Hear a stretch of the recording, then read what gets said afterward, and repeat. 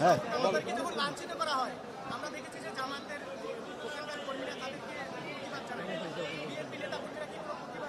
আমরা তো দেখিনি যে উনাকে কেউ লাঞ্ছিত করেছে আর অন্য কোনো রাজনৈতিক দল।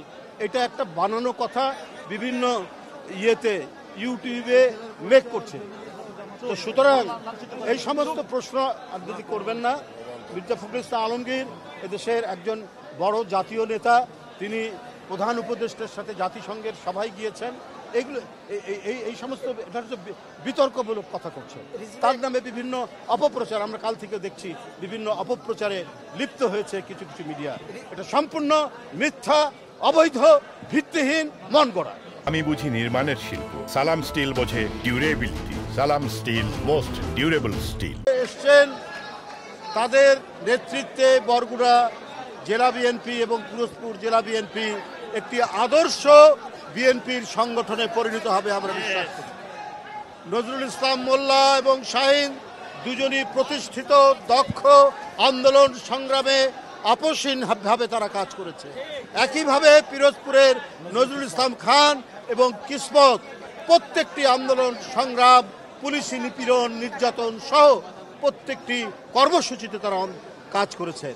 তাদের নেতৃত্বে দল আশা করে পিরোজপুর এবং বরগুনায় একটি সুসংগঠিত সংগঠন হবে, শক্তিশালী সংগঠন হবে। সেখানে কোনো দখলদার, চাঁদাবাজ, কোনো ধরনের সমাজ বিরোধীরা আশ্রয় পাবে না তাদের নেতৃত্বে। এটা দল প্রত্যাশা করে এবং ইনশাল্লাহ তারা সেইভাবে কাজ করে যাবে। আগামীতে জাতীয় নির্বাচন আসন্ন, জাতীয় নির্বাচন সমাগত, সেইখানে তাদের নেতৃত্বে দল এমনভাবে সুসংগঠিত করবে এবং জনগণের কাছে এমন আস্থা তারা তৈরি করবে যে আস্থা ধানের শীষকে জনগণ ভোট দিবে। কারণ জনগণ জানে 16 বছরের নিরন্তর সংগ্রাম, আপোষহীন সংগ্রাম, গণতন্ত্র ফেরানোর সংগ্রামের এক গণতন্ত্রের প্রতীক, গণতন্ত্রের মা দেশনেত্রী বেগম খালেদা জিয়ার নেতৃত্বে অনুষ্ঠিত হয়েছে। বন্ধুরা আমার, তার উপর নিপীড়ন, নির্যাতন, কারা নির্যাতন, একের পর এক বিভৎস নিপীড়ন নির্যাতনের মাধ্যমে পর্যুদস্ত করার চেষ্টা করা হয়েছে। কিন্তু তার অটুট মনোবল, তার দৃঢ়তা এবং গণতন্ত্রের প্রশ্নে তার যে দীর্ঘদিনের আপোষহীন নেতৃত্ব, সেখান থেকে তাকে বিচলিত করতে পারেনি আপনার ভয়ঙ্কর ফ্যাসিবাদী দুঃশাসনের প্রতীক শেখ হাসিনা। বন্ধুরা, তাকে কারাগারে নিয়ে যাওয়ার পর দলের ভারপ্রাপ্ত চেয়ারম্যান নেতৃত্ব দিয়েছেন।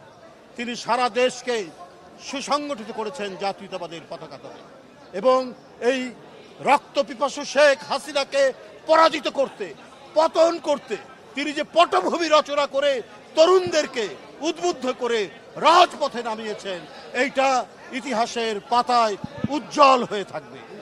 বন্ধুরা আমার, আমরা আজও বহু ধরনের ষড়যন্ত্র চক্রান্ত, বহু ধরনের নীল নকশা, বহু মাস্টার প্ল্যান এখনো শেষ হয়নি।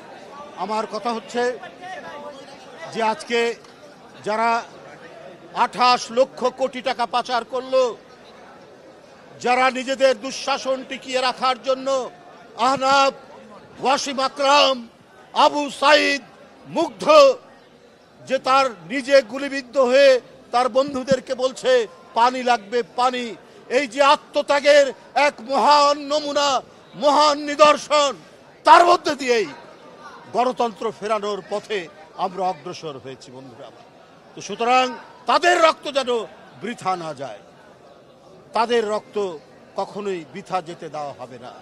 আজকে যদি বর্তমান অন্তর্বর্তীকালীন সরকার, যার প্রতি সকল গণতান্ত্রিক শক্তি সমর্থন জানিয়েছেন, তারা যদি আজকে আরো বেশি দক্ষতা প্রদর্শন করতেন, তাহলে নিউ ইয়র্কে যে ঘটনাটি ঘটেছে, সেখানে ফ্যাসিবাদের দোসররা যে কর্মকাণ্ড করেছে, এটা সাহস হতো না।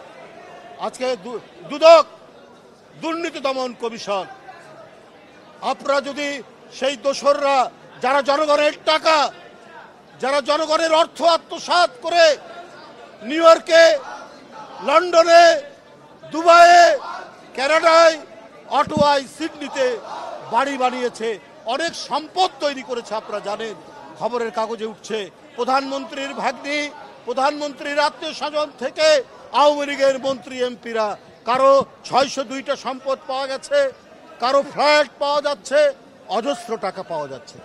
দুর্নীতি দমন কমিশন কোর্ট থেকে, আদালত থেকে আপনার 24,824 কোটি টাকা একবারে স্পেসিফিক ভাবে উদ্ধারের জন্য বলেছে। বাইরে দুর্নীতি দমন কমিশন সেখানে যে টাকাগুলো আছে উদ্ধার করবে, কিন্তু এই দুর্নীতি দমন কমিশন এমনই অথর্ব, এখনো পর্যন্ত কোন দোষরের শাস্তি দিতে পারেনি, সেই টাকাগুলো উদ্ধার করতে পারেনি। যারা শেয়ারের নামে টাকা কিনেছে, যারা অবৈধভাবে জমি কিনেছে, যারা ব্যাংকের ডিপোজিট করেছে, সেগুলো তো বাংলাদেশে যেগুলো আছে সেগুলো তো আছেই। কই তার বিরুদ্ধে একটাও দৃষ্টান্তমূলক কোনো বিচার আমরা দেখতে পেলাম না। অর্থাৎ দুর্নীতি দমন কমিশন সক্রিয় নয়, তারা অথর্ব হিসাবে কাজ করছে। বন্ধুরা আমার, এই পরিস্থিতি তো জনগণ দেখতে চায়নি, এই অবস্থা তো দেখতে চায় না। আজকে এই সরকারের আমলে কেন, যখন হাসিনা নেই, আওয়ামী লীগের পুলিশ নেই, ছাত্রলীগ নেই, হেলমেটধারীরা নেই, তাহলে এই এক বছরে প্রায় দ্বিগুণ অপহরণ হয়েছে, কেন এই আইন শৃঙ্খলা পরিস্থিতির অবনতি হবে, এইটা তো জনগণ জানতে চায়। আপনাদের প্রতি জনগণ এবং রাজনৈতিক দলদের আস্থা আছে। আস্থা থাকার পরেও আপনারা কেন দক্ষতার সাথে, দ্রুততার সাথে, ক্ষিপ্র গতিতে পদক্ষেপ গ্রহণ করতে পারছেন না বলেই আজকে বিভিন্ন জায়গায় দোসরদের প্রেতাত্মারা তারা নামার সুযোগ পাচ্ছে এবং বিদেশেও তারা বিভিন্ন ধরনের অপকর্ম করছে। বন্ধুরা আমার, এই ধরনের নৃশংস সরকার, তার কি আপনারা প্রত্যাবর্তন চান? তাহলে এখন থেকেই জনগণকে সাথে নিয়ে আগামী নির্বাচনে কাজ করতে হবে, যে আর যাতে যারা দেশের টাকা আত্মসাৎ করে তাদের কমপক্ষে 20 প্রজন্ম বিদেশে সুখে শান্তিতে থাকতে পারে সেই ব্যবস্থা করেছে। ওই লুটেরাদের, ওই টাকা পাচারকারীদের, ওই ব্যাংক হরিলুটকারীদের যেন প্রত্যাবর্তন না হয়। ওই মানুষ খুন করে, ছাত্র খুন করে, শিশুকে খুন করে যারা ক্ষমতা ধরে রাখতে চেয়েছিল, তাদের ওই খুন, ওই রক্ত এখনো শুকায়নি। তাই আওয়ামী লীগের সাথে কোনো আঘাত নেই। আওয়ামী লীগের সাথে যারা তাকে সহযোগিতা করেছে তাদের জন্য খোলস খুলে নতুনভাবে আত্মপ্রকাশ করতে না পারে, আমাদেরকে সেই দিকটাই দেখতে হবে।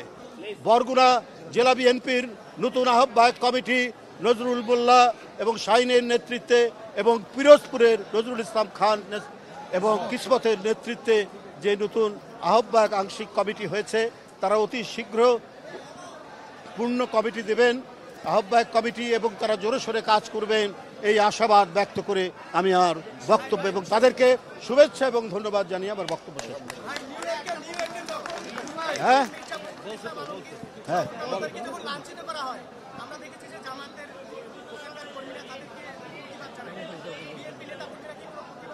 আমরা তো দেখিনি যে উনাকে কেউ লাঞ্ছিত করেছে আর অন্য কোনো রাজনৈতিক দল।